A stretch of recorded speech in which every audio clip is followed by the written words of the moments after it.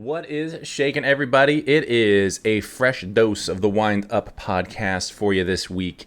And this is that episode I talked about last week that I wasn't super happy with. I sat down, I re-recorded it, and was like, this is what I really want to be talking about for this show. So I'm very excited to get into it. Because every once in a while, as I've been doing this and getting used to, getting these thoughts out and about into the interweb and the airwaves, it's been interesting. It's been fun and it's been challenging for me to kind of keep things fresh, not try and revisit topics too much. Also dive into things that I find interesting, keeping myself a little bit entertained selfishly, while also giving you guys some real inside information on what goes on in this lovely wine industry that we're a part of out here.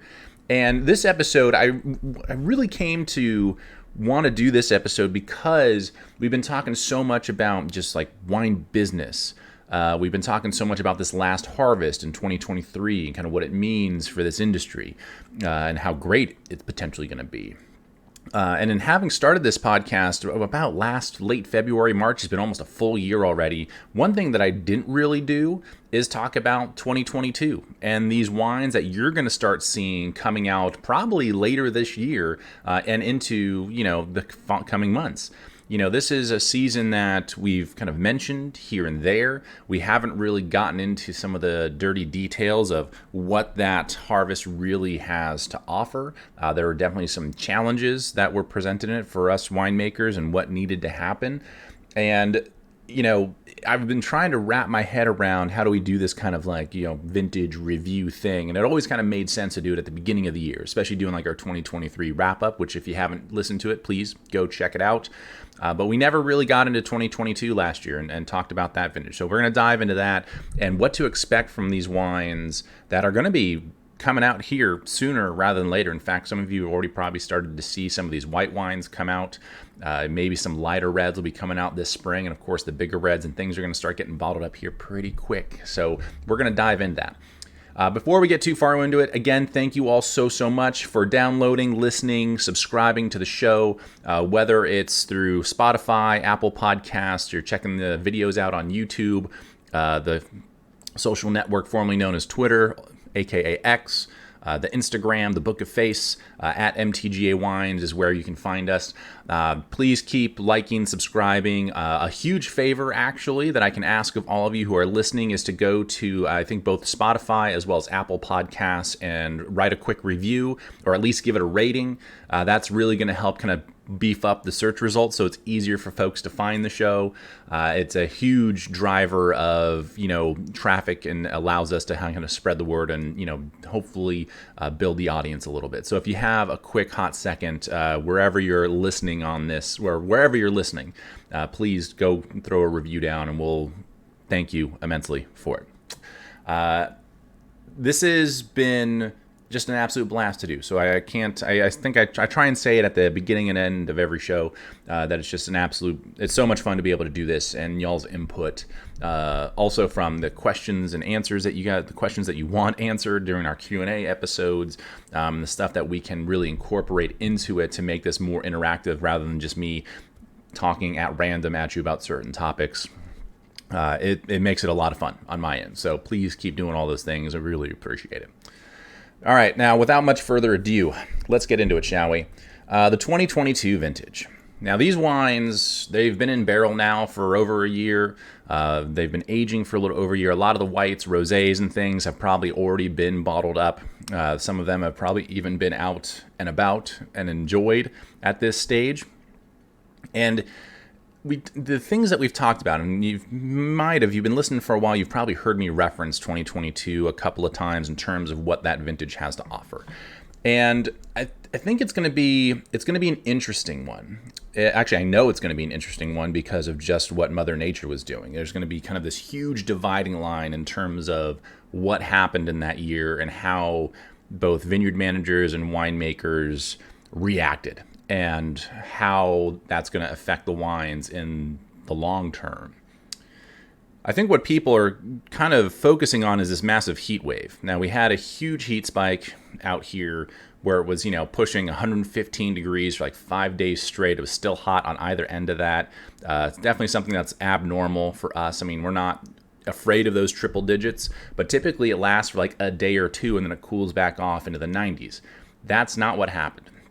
And that's really the main focal point of so many people, for good reason, because it happened right as harvest is getting rolling, and it's something where a lot of folks had to make a lot of judgment calls of, hey, are we picking before this heat? Are we going to try and pick during it or after it? What's going to happen?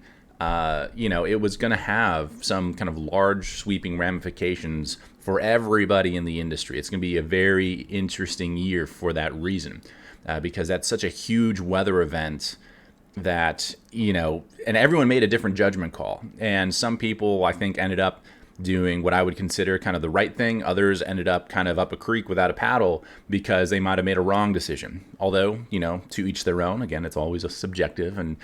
But that's the joy of having an opinion, is I can say it and people can disagree with me if they want. That's totally fine, But I think the big thing that people are forgetting about 2022 is that rolling into that season, at harvest season, and before this big heat spike happened, it was looking like a pretty solid year. I mean, everything was kind of lined up to knock it down. It was a little drier, a little warmer, definitely compared to 2023, which we saw just an insane amount of rainfall and a very cool, restrained year when it was all said and done. But it was looking beautiful. In fact, I think if you are going through some of the white wines, the rosés, kind of your lighter reds that maybe came in before this heat wave, they're going to be gorgeous. And I think very, very consistent across the wines that you're used to from these areas. As soon as that heat spike got into the forecast and we started trying to figure out what we were going to do, these were the things that we had to think about. And these are kind of the broad scope things that as you're getting into a harvest season, that this is the stuff you consider no matter what throughout the course of when to pick your grapes and how you want to, process them and work with them once they hit the winery. This is stuff you're thinking about, every single season. But when you have a major weather event that is a little bit abnormal, such as a giant heat wave where it's going to be 115 for 5 days straight, all of a sudden these judgment calls become way more significant. Put it into a little bit of perspective for you. Because we talked a little bit about 2023, I'm not going to get too far into it, but some of you have heard me say, especially in that harvest and vintage kind of recap episode, that it was kind of lining up to knock it down for us. Mother Nature was very even keeled. The weather was cool, it was great. We were basically able to say, you know what, we can kind of pick at our leisure. We do not have to be in a hurry here. We don't have to make any huge judgment calls that are going to kind of put us on some thin ice. We're able to just do the work we want to do when we want to do it.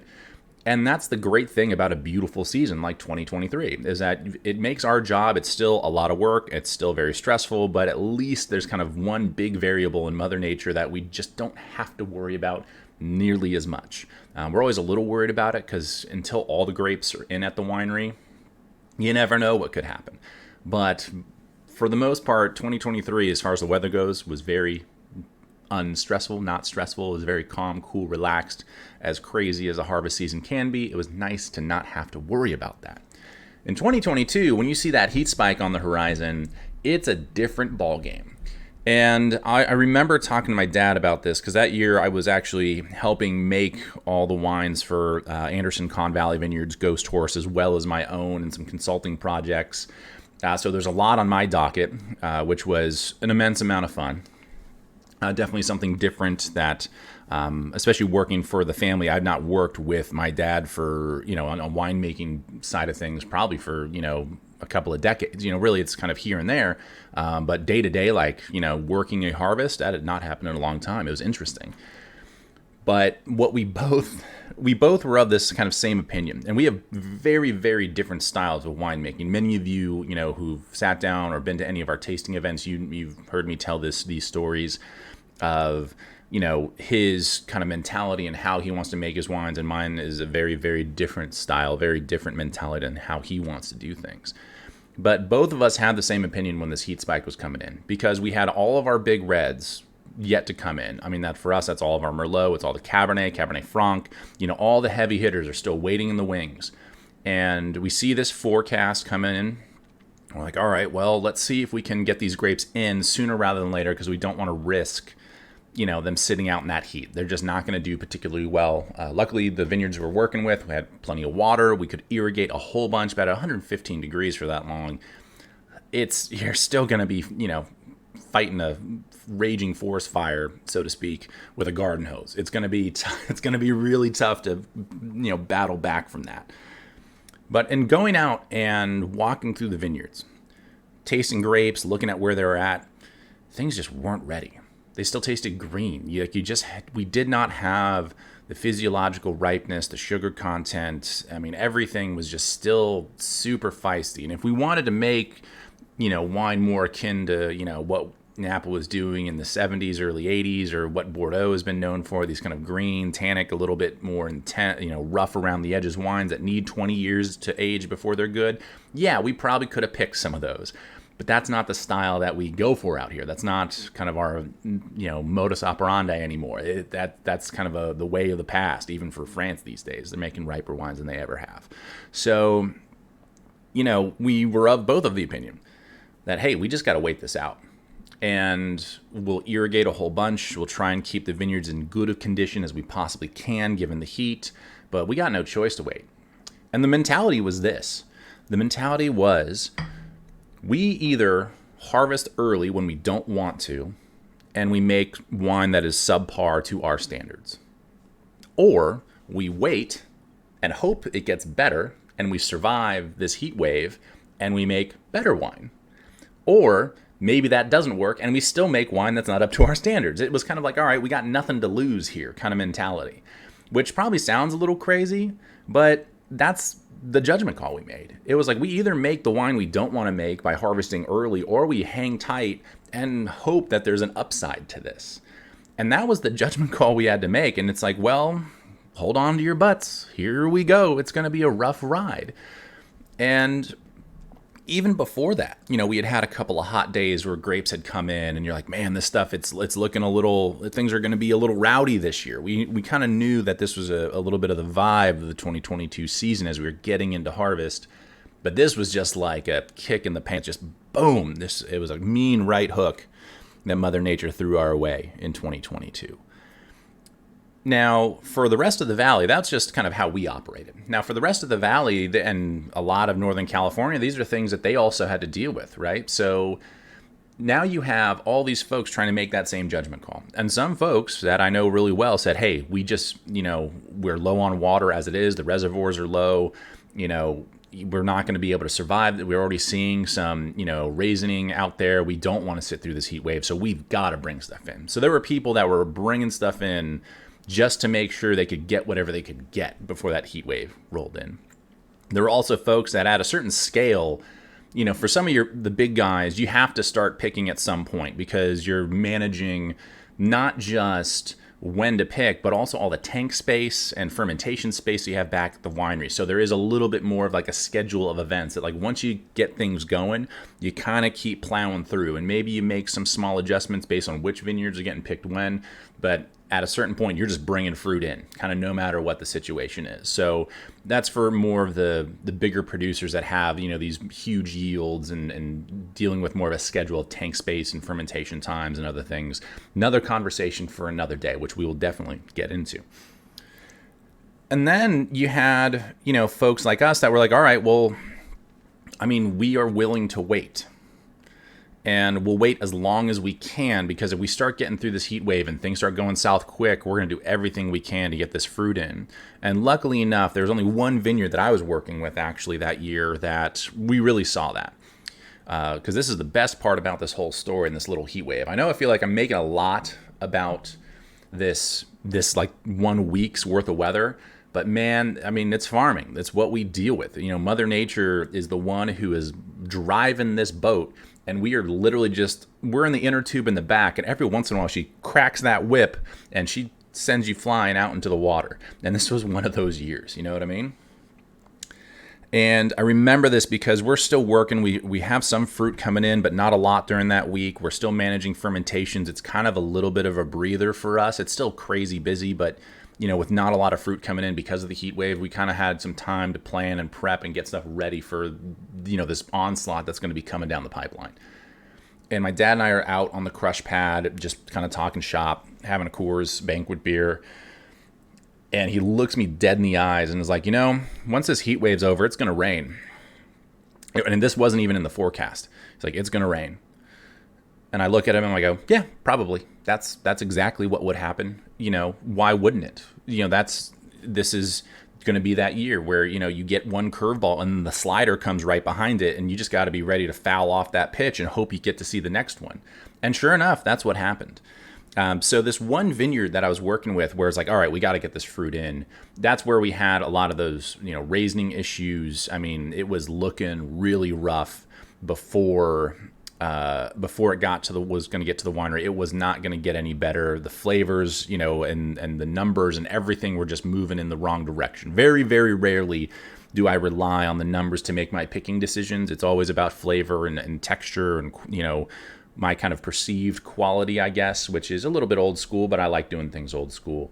But this was one of those times, which is why I always look at the numbers, is because if you see something that's way out of whack, you just got to get things moving.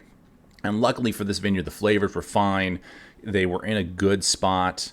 And realistically, I was going to be able to work with this wine in the cellar in terms of the aging and the barrel program to get it where I wanted to go. So we're like, let's get this fruit in. Like, this is that point of no return. We're either out here for another week and it's not going to get any better. Can guarantee you. Let's just get this fruit in before, anything else comes down the pipeline. That was the only one that I was really, really stressed out about. Everything else, you're kind of worried, but you get through it and you figure it out. So realistically, that was kind of nice, is that for us, there was only really one vineyard and a couple of lots that were, we were like, hopefully this all works out. But once we got to the other side of that heat wave and fruit started coming in, it basically leveled off. It was like, okay, the weather's going to be in the low 80s, maybe the high 70s. It just was even keeled for the rest of the season. The thing that I think every one of us realize, and the more people I talk to, this is the case. I'm sure there are some exceptions, but because of that heat spike, the vines basically shut down. There really was not a lot more flavor development. There wasn't a lot more physiological development. The fruit basically, once we got to the a week removed from that heat wave, 2 weeks removed from that heat wave, the vines were done for the season. They're like, you can leave the grapes out here if you want to, but we're not going to be working on them. So at that point was basically when we started making that judgment call, like, all right, we're not seeing really any more development. Luckily, things have kind of receded in terms of the sugar content. Chemistry's kind of balanced back out a little bit. Let's go ahead and start bringing this fruit in and doing what we can with it. And that is exactly what we did. So, we were able at that point, after this heat wave came through, to just make those judgment calls as we would, because it's like, hey, there's really nothing else going on out there. Let's get this fruit in. Let's start making wine, and we'll start kind of working with things to make sure that they get to a stable point as best as possible. So it was for all intents and purposes for us, because we waited through that heat, it was a great season for us. And the wines are going to be, man, as I've been tasting them in this new year, they're still intense. They're really bold. The tannins really are a little rougher around the edges. It's a little bit more akin to what like 2018 was for us. They're really they're not absorbing too much of the new oak. It's a nice kind of balance with the oak and aging program. They're in a really beautiful spot. But we had to make a lot of tough decisions to get there. Now, to kind of go back a little bit, for those, then this is kind of the story that I've heard from some colleagues, is that those that kind of, maybe they panicked a little bit, or maybe they really, just didn't want to deal with this heat wave and they picked early, they found themselves in some trouble because there just simply wasn't as much development. They didn't get the ripeness that they wanted. And now they're sitting with wines in barrel, and we talked about this, even this time last year with some of these folks was, it's going to be a rough year for us because we just didn't get the ripeness and the development that we would want because we picked before this heat spike. Now we can manufacture that and kind of use some additives and extracts and things to get us there, but that's not what we want to do. That's not, we're not manufacturing wine. We want to craft wine. That's kind of the mentality, right? But sometimes when you're up a creek without a paddle, you got to start using your hands or something, I guess. I don't know. So it's going to be, a really interesting year to evaluate And I think it's very akin to a couple other years that came before it. Now, I think the main comparison, and it's going to happen with 2023 as well, with this most recent harvest, because of the hype, how excited people are about it. 2022 is going to kind of get swept under the rug. They're like, that little guy? Don't worry about that little guy.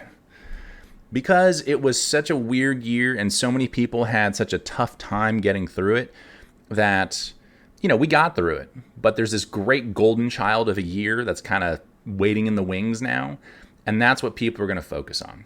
We're going to try, the industry itself is going to try and not talk about the trials and tribulations of the 2022 vintage, that heat wave, and the judgment calls that had to be made. We're not going to talk about it.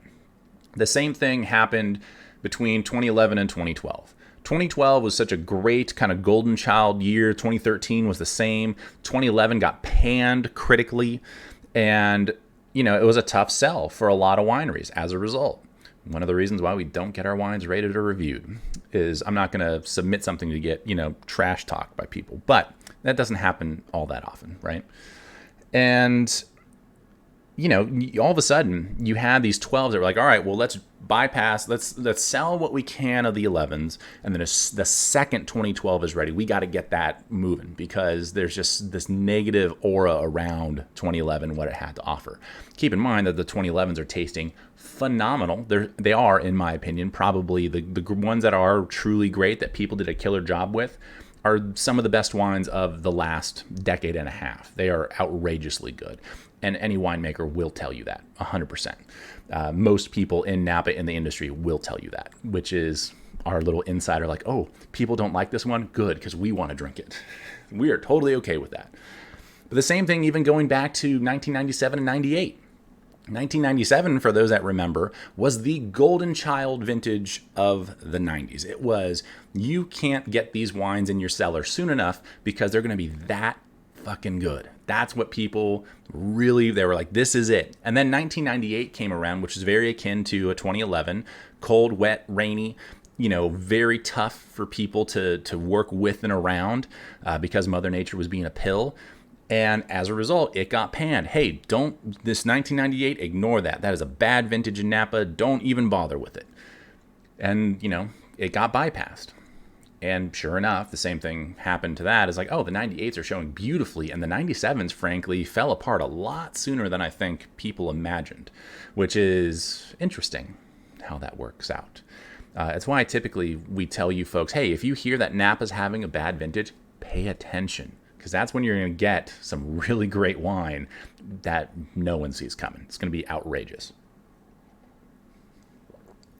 So I tell you that kind of long-winded story of these prior vintages because that's what I see happening with 2022.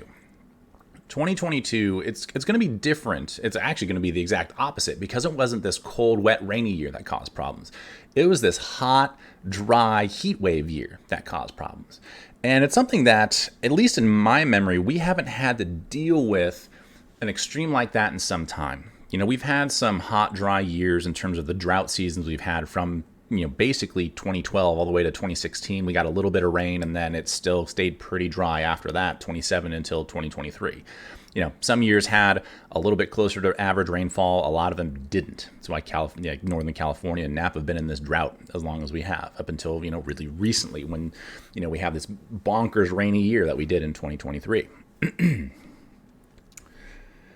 But I'm a firm believer that these quote unquote challenging years and these challenging weather conditions. Now, there's a lot that obviously we as winemakers and people in the industry can't control. There's only so much you can do with Mother Nature to try and mitigate things. And there are some tricks of the trade in terms of how you're farming and managing a vineyard that you can utilize. As far as, how much are you de-leafing? Are you clearing out space around the fruit to make sure that it gets more sun and heat and things of that nature? Or are you leaving those leaves on there to protect them? Are you pruning in certain ways? Are you dropping fruit at certain points to make sure that the vine is concentrating on certain things? There's a lot of little things that you can do. What's your irrigation schedule? How are you, dealing with that? There's all kinds of little stuff that we can get into. And we actually haven't really talked too deep on the farming side of things. So we got to get into that this year as well. We're going to get more into that, I promise. So you can mitigate it to a certain point. But in the grand scheme of things, like we've been saying, Mother Nature's at the wheel. You're along for the ride. So what are you going to do? And I'm firmly of the opinion that these tough years, whether it's something like 2022 with the heat or a 2011 with the rain, that these are the vintages that separate the good winemakers from the great winemakers. And for those, you think of it's like, oh, it's this nice like step up the ladder. No. Like from good to great is like a tenfold like exponential jump. We're talking like Richter scale kind of talent here. It's how I view wine as kind of this art form, is that, you start kind of low on a nice flat curve with, okay, like it's drinkable, it's passable, it's fine. And then below that, behind that, you have like, oh, I've never drank that, right? And then you go to like okay wines, and they're okay. If someone else buys it and opens it, you'll probably have a sip, but you're probably not buying it yourself, right? Then you have your good wines. You're like, you know what? I'd like to have a couple bottles of that hanging around. Then you have your great wines. Where you're like, okay, these are the wine clubs I'm a member of. I want to make sure I can drink these wines regularly, right? And then you have like your mind-blowing, life-changing wines up that curve. And so really, it gets really steep, really, really fast, because you're not just going like one rung up a ladder. It is a full-on 10 times jump to get from good to great. That's really how I view the wines that we make and also the talent of winemakers. And I think any one of us can say that about any industry we're in. Like, we know the people that are pretty good at their job. We know those folks that kind of fail upwards somehow, some way. They keep trucking right along, and none of us know exactly how it happens. And they're pretty okay at what they do, but that's about it. I'm probably ringing a bell with some of you right now. You're like, God, I hate that fucking guy. All he does is suck and take up more time, but somehow he keeps trucking along while I'm busting my ass over here. It's like going back to high school or college when you're the only one doing or whatever, you're the only one working on the report, and you have that slacker who's just going to take some of the credit away from you, right? Who did absolutely nothing. Been there. And then you have like the folks that are really good, the folks that are really trying to put in some effort, get the work done, make sure that it's done to a T. And then you have the folks that are just, moving up that like a scale of innovation of like, hey, like these are going to be like the movers and shakers in our business and our company and kind of the leaders that we're following, right? And that's kind of how it works.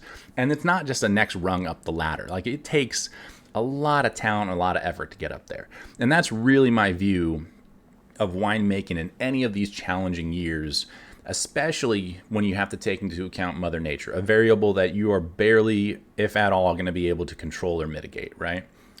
If you're able to make really killer wine in a tough year, in tough circumstances, you're in the top 0.01% of winemakers. It's that simple in my mind, because there are so many folks that will gladly say, oh, it was a bad vintage, these aren't the best wines, but we did the best we could. And they kind of shrug it off as this, just is what it is kind of mentality, which I hate that turn of phrase. And it seems lazy to me. It seems as though there were things that could have been done, that should have been done, that simply weren't for whatever reason. And then you have the folks that really try to be like, all right, we're up against the wall, but we got to go around it, over it, through it, under it. We got to find something to do. And they're the ones that innovate and try and find ways to work through these challenging years and truly do the best they can with what they got. Now, that is totally up to that individual, that winery, that production, their methods, how they go about their business. I'm not going to be able to sit here and tell you, hey, these producers are going to have kick-ass wine from 2022, because I don't know. I haven't been in their cellars. I haven't tasted a lot of those wines just yet. I'm going to be learning right along with you all as you start buying these 2022 big reds, and we're trying to figure out, all right, which way is up? We've heard about this heat wave. We know that these wines are going to be very interesting depending on if you harvested before, during, or after that heat wave. What are the expectations? And for those winemakers that are able to capitalize on no matter where they harvested, I mean, that's the thing about a great winemaker and a great team, is that no matter how they made that judgment call or what they did, they're still making great wine, right? That's what makes them a great talent in this industry, is that you can make that judgment call. It was the right one to make, and you're able to capitalize on what you're able to do. So if you decided to harvest early and your wines are a little rough around the edges, the tannins are a little greener, you didn't quite get the ripeness that you wanted, how are you acting in the cellar to get your wines to where you want them to be? Are you using a lot of, our lovely book of additives and extracts and things? Or are there other things that you can do to help get those wines where you want to go, or at least closer to where you want, without having to drastically manipulate them as far as like food processing goes? Because that's what you get to when you start using some of that stuff. And then those that harvested in the middle and afterwards, same thing. Are you able to take what nature gave you and run with it to the best of your ability? And luckily, this is why Napa has become the region that it has become, is that there is a lot of great talent out here that, despite the crazy situations we find ourselves in a harvest season, we're able to make pretty good juice, no matter what, because we're pretty good at what we do. But there are a chosen few folks out here that are, truly great and can really make fantastic wine pretty much no matter what the situation is. And I think there are a lot of folks that are obviously trying to achieve that. It's not to say that there's a huge swath of winemakers out here that are lazy because they see the weather forecast and like, oh, nothing we can do about that, and we'll write this year off. That's not at all the case.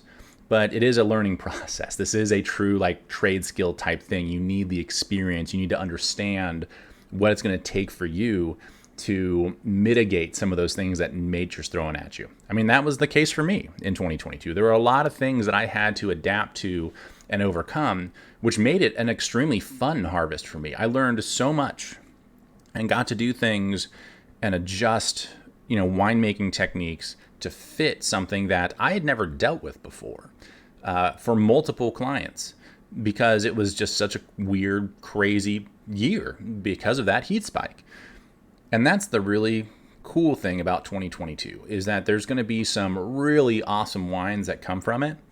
So don't let the critics get you down. If there's one piece of advice from 2022 and this vintage that's going to slowly start making its way out later this year, is that do not pay attention to the hype.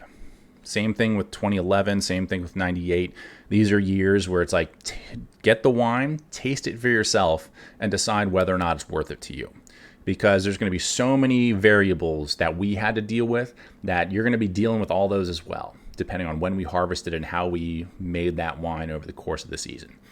Now, for many of the producers that you like to follow, you can pretty much bet they're going to be making pretty good wine. We're not going to sling wine and release stuff that we're not happy with, that we're not proud of. That does not happen. If it does, that's when you're actually the truly lazy winemaker who just doesn't give a shit about their job, which sucks. There are a handful of those, but it's few and far between. So, trust in the producer and the winemakers that you like, and that's really going to be how to, navigate a year where it's going to be pretty variable, like a 2022. Now, that's a whole lot. Those are a lot of stories and anecdotes. But what about the wines themselves? Now, it's been my experience with the 22s that I have tasted that you're seeing, at least I mentioned a little bit, like the tannin structure is a little bit more intense. We're making judgment calls for some of our reds, actually, where we're going to age them in barrel like a little bit longer. They're a little rough and tumble. They are not quite coming together as quickly as, say, a 2021 or a 2023 even. They're just taking more time to get there, which was very akin to what happened in a 2011 or a 98. It just took them a little bit longer to get to the finish line.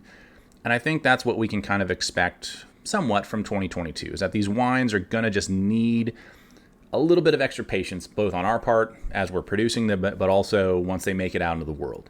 It's going to be worth, hey, if you got a couple bottles of it, try one, and then if need be, save the other for a rainy day down the line, because it just might need that extra time. That's kind of where that's my general kind of vibe or thesis on where, or hypothesis on kind of where 22 is going to be, is that it's going to be something that, is going to just need a little bit, just a little shove. We got to get the momentum going a little bit. And time is really going to be the thing that does that.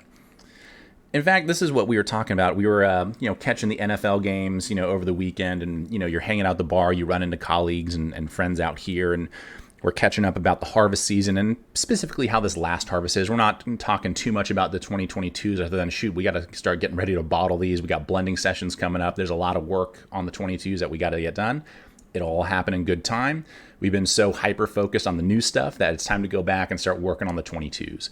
It's funny, a lot of the friends and winemakers that I follow, whether it's on social networks or just chatting with them at the local bar, everyone's in that mode of like, we got to get back to 2022 and start checking in on these kids and making sure they're where we want them to be, because it's been a little while, right?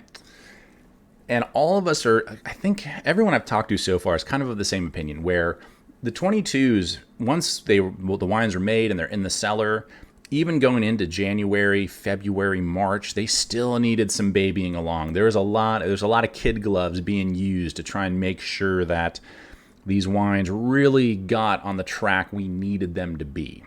And that just, for me, that always means, what we were talking about.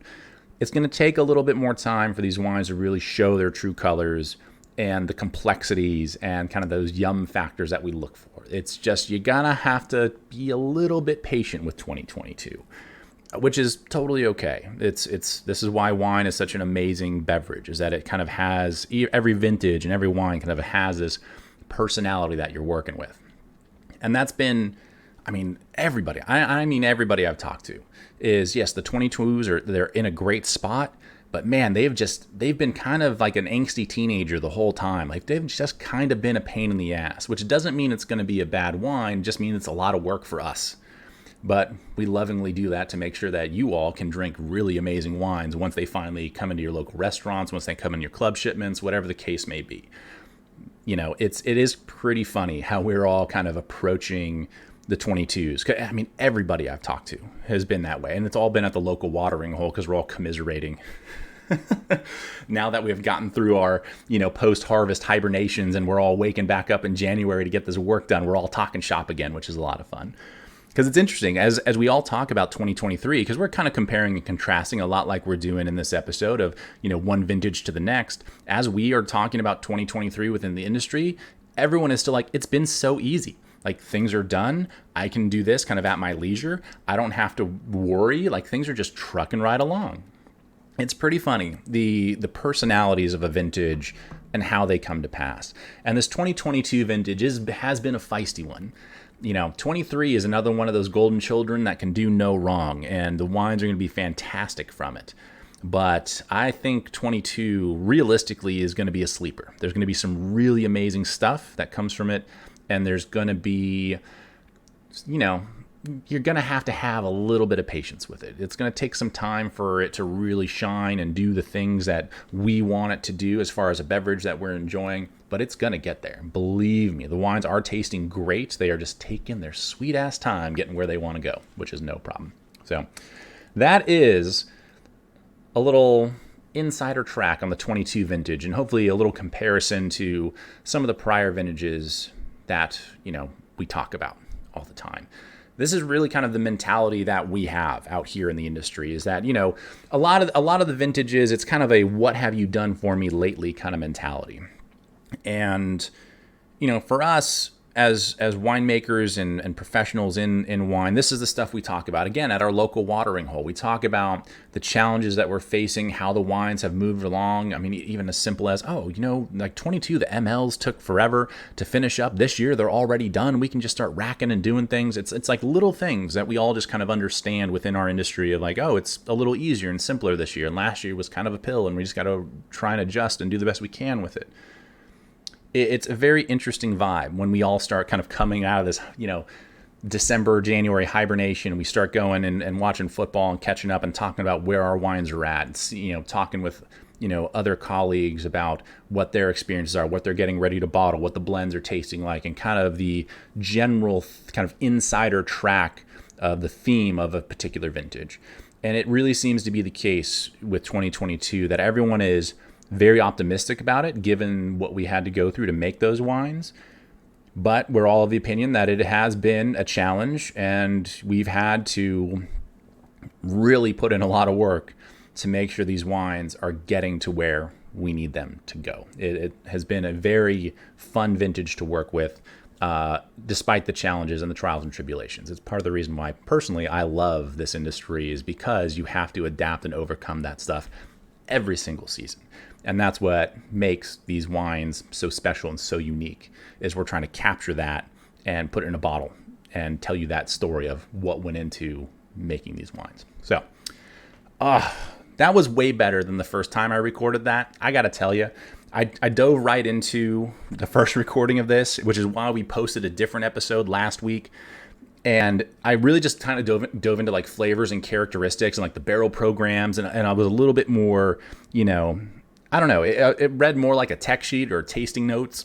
And I got like, I recorded it, listened to the first like 15 minutes. And some of you know, I hate tech sheets. I hate tasting notes. They're basically useless. Because realistically, you just need to try the wine and decide for yourself whether or not you like it.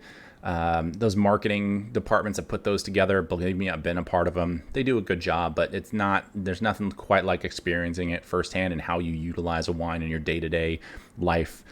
But that's what that first episode was going to sound like. I was like, all right, I got to redo this. We got to talk a little bit more about the grand scheme and perspective of, one vintage versus the next and what it means for you guys once you start seeing these wines come out and about, and hopefully what to expect. And hopefully it gave you a little bit of an inside perspective of our mindset and how we work through some of these vintages, whether it's a line it up to knock it down year like this last one, or something that threw a couple curveballs at us like 2022.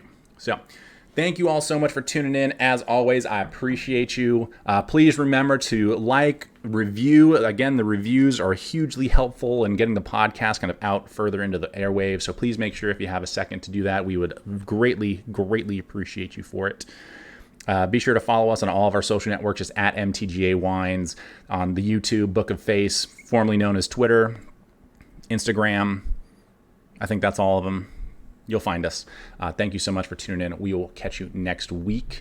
We are going to do, it is our Q&A next week. So if you have any questions that you would like answered, be sure to submit them in the comments, slide into the DMs on any one of those social networks, or submit a question through our website. Happy to do that as well. And then at the end of the month, it's taking a little bit more editing than I thought it would do, which I should have expected. I've done this video stuff before for a living. I should understand what it takes. But hey, it's new to me all over again. We're going to have our first guest on the 31st, is it? Is that when it's coming up? Oh my gosh, where's my calendar? Yeah, the 31st. In 2 weeks, we're going to have our first guest on the podcast. We are dialing in. We did a little test run to make sure that like recording and video and everything's going to work. It's probably going to be a bit of a rough draft, so bear with me as I kind of dial it all in. But we will be doing just that. So you can look forward to the first guest on the podcast, which I will announce hopefully next week. So a little teaser for you there to tune in next week to our Q&A. Take care, y'all. Have a great rest of the week. We'll see you next time.